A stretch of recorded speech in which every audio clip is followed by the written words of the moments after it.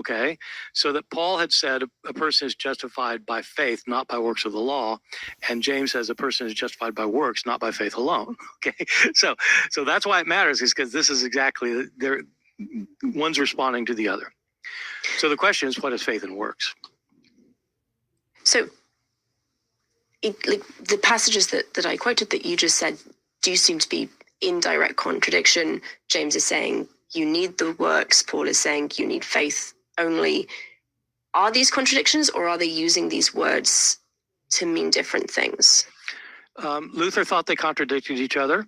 One reason he put James in the appendix of his translation of the New Testament. And many people still think that, but I think it's wrong.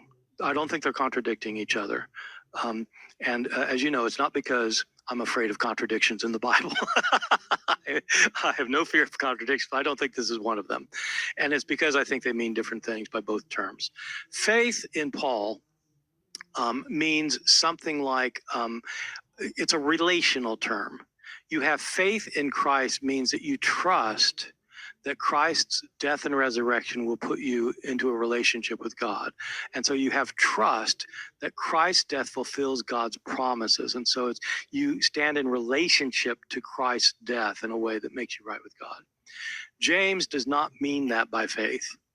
James means accepting a certain set of propositional statements as being true. In other words, there are people today who feel that they've got a relationship with Jesus, and so that's their faith in Christ, is their relationship with Jesus. There are other people who say they have faith because they believe certain things. They believe that there's only one God, that Jesus is His Son, that Jesus died for their sins, that Jesus is raised from the dead. They accept these propositions as true. James has this idea that his propositions are true as faith, and Paul has the idea that it's a relational term. So they're meaning different things. The evidence for this is when James at one point in his letter says that he's mocking somebody who says that you have faith and that's enough.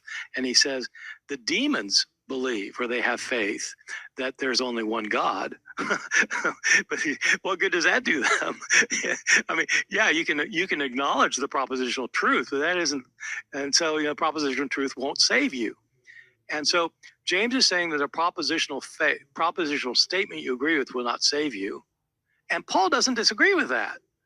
Paul doesn't think faith is a matter of propositional terms. He thinks it's a trusting relationship.